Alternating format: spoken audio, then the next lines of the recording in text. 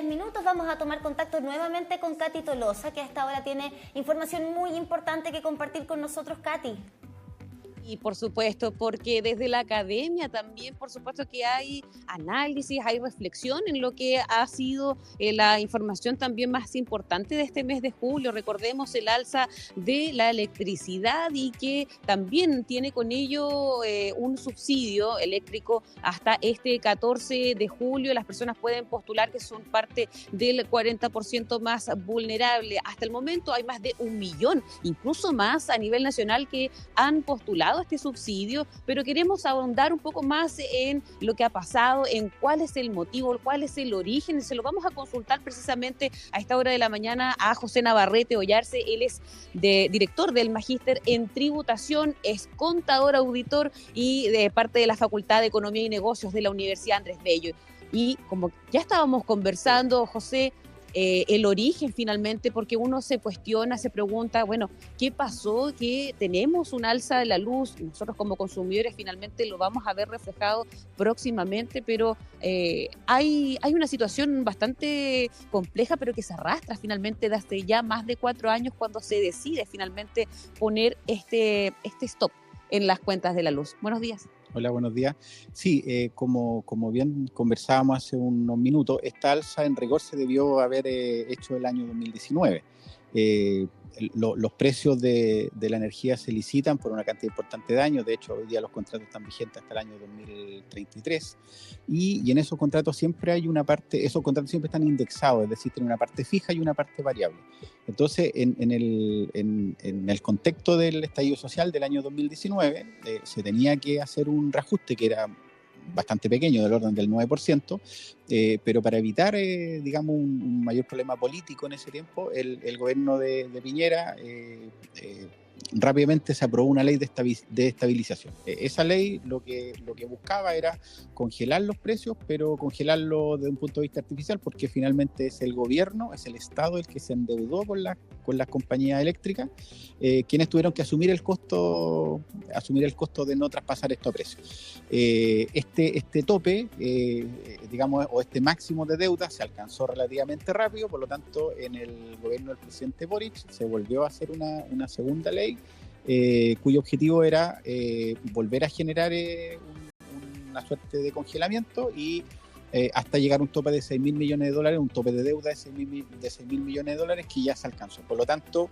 hoy día ya no hay mucho espacio para poder seguir haciendo esto, porque hay que considerar que el precio de la energía depende por una parte del valor de los insumos, el petróleo, ¿no es cierto?, que sabemos que ha subido mucho, hay un proceso inflacionario a nivel mundial, el dólar también está bastante caro, por lo tanto, todo eso impacta o ha impactado en el hecho de que la tarifa haya subido. Y como no ha subido en los últimos 5 años, en el fondo hoy día nos estamos haciendo cargo de haber congelado los precios por esta cantidad importante de años. Y no como antes, digamos, que los precios subían cada 6 meses o cada 1 año y en el fondo uno no lo notaba tanto. O sea, aquí de alguna manera hubo un respiro en estos años, sin duda que para el bolsillo, para muchos, ¿cierto?, se mantuvo una cierta estabilidad en los precios, pero ya era inevitable poder seguir soportando el nivel de deuda, pero también ya tiene que volver a la normalidad el costo finalmente, porque todo aumenta. ¿Cuáles son las variables finalmente más importantes para tener esta alza de manera interna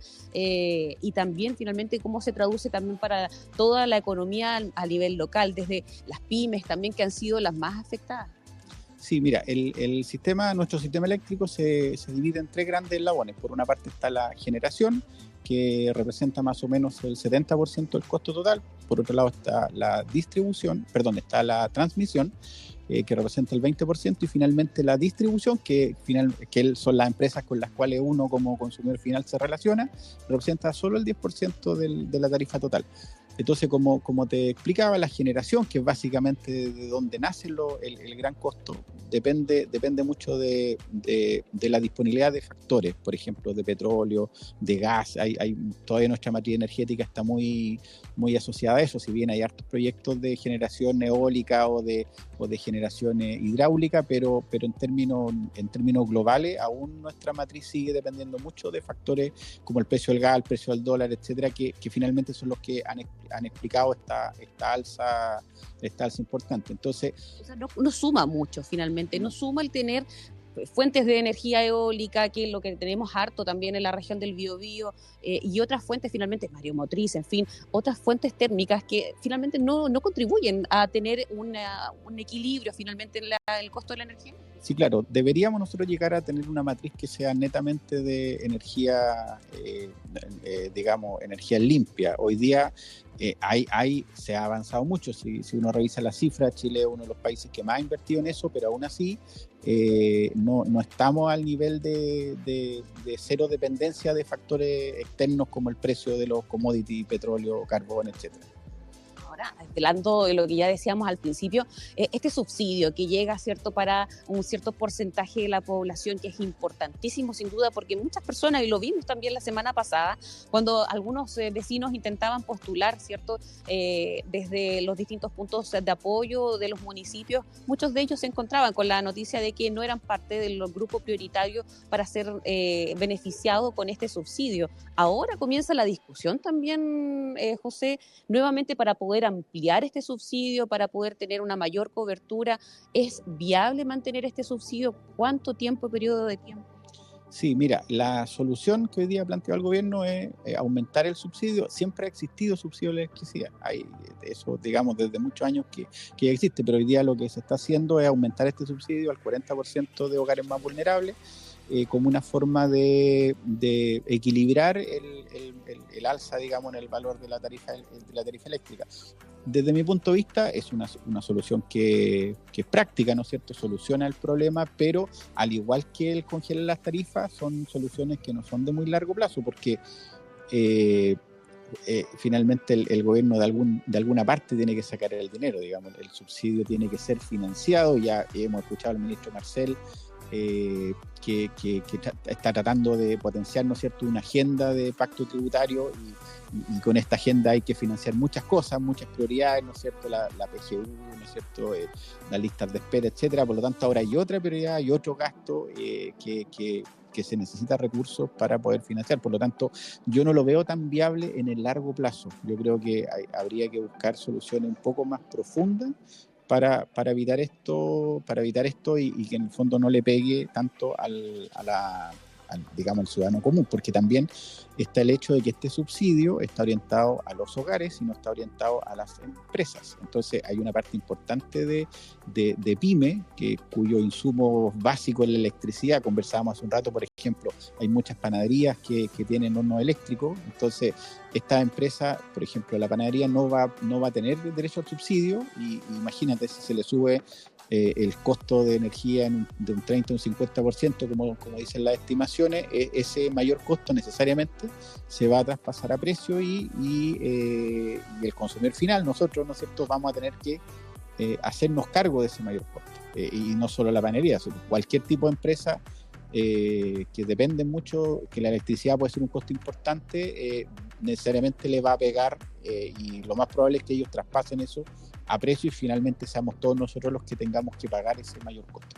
Sí, al momento de evaluarse, cierto que hoy día en este momento comienza la discusión nuevamente de plantear la posibilidad de, desde el gobierno, aumentar ya no solamente cerca del 40% de la población más vulnerable, sino que se acerque un poco más ya a una mayor cantidad de personas, es decir, mayor cantidad de subsidios, pero también achicando también el bolsillo a nivel de gobierno. Esto también va a generar una especie de bicicleta financiera, que si bien ya llevamos tiempo haciéndola, quizás a nivel de gobierno, aquí se va a seguir trabajando de esta manera, gastando dinero de una parte importante, destinarla para otras, subsidios.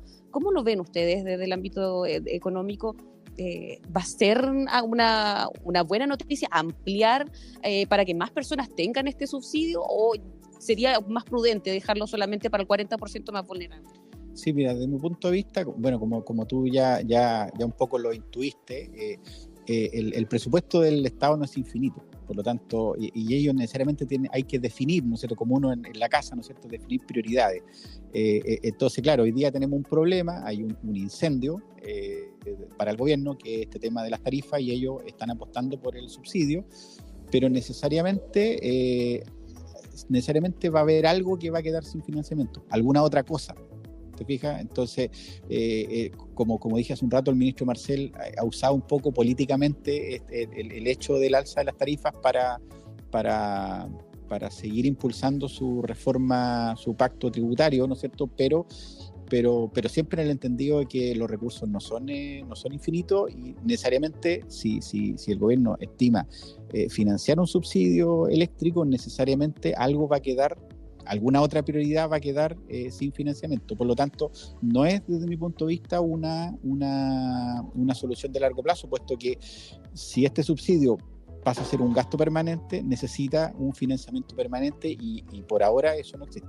Debería tener sí o sí una fecha de caducidad de este subsidio hasta por lo menos un periodo, ¿cierto?, prudente. José Navarrete, queremos agradecerle, director del Magíster de Tributación de la Facultad de Economía y Negocios. Muchas gracias por enseñarnos, por compartir también esta experiencia sobre lo que va a pasar con materia de la electricidad. Muchas gracias. Gracias a ti, que estén bien. Igualmente, muchas gracias. Bueno, sin duda que todavía queda para rato conocer lo que va a pasar finalmente con la tarifa eléctrica, qué va a pasar también, por ejemplo, con los combustibles, la tarifa también del precio de los pasajes, que también depende mucho de esto, pero sin duda que también vamos a estar atentos a lo que vaya ocurriendo en esta segunda mitad de año que también está comenzando. Sin duda, Katy. Buenos datos de los especialistas también. Un abrazo, Katy Tolosa, con esto que viene. Ya está presente estas alzas de las cuentas de energía. Oye, ¿sabes qué? Solo como aclaración, porque estos días me ha tocado conversar harto con respecto al tema del alza de la tarifa eléctrica, todos, ¿no? Hay personas que creen que ya se hizo el alza con respecto de la deuda. El alza que usted quizás vio en su cuenta particular en su casa tiene que ver con que estamos usando más los dispositivos eléctricos con este frío, ¿verdad? Si usted tiene calefactor eléctrico, todavía no se le ha aplicado este pago de deuda que tenemos que hacer todos los que habitamos en este territorio. Eso se va a ver reflejado en la cuenta que llegue ahora, y no tiene que ver con si usted consume más o menos. El alza va igual, independiente de lo que consuma 10 o consuma 100, de todas maneras va a haber un alza en su cuenta ya del mes de julio, que llega a fines de mes o en agosto, y usted la paga. Sí, nosotros igual vamos a tener una alza aquí en Matinal Nuestra Casa, pero una alza de contenidos después de esta pausa comercial, porque seguimos aumentando los contenidos para ti después de esta pequeña pausa. Vamos a volver.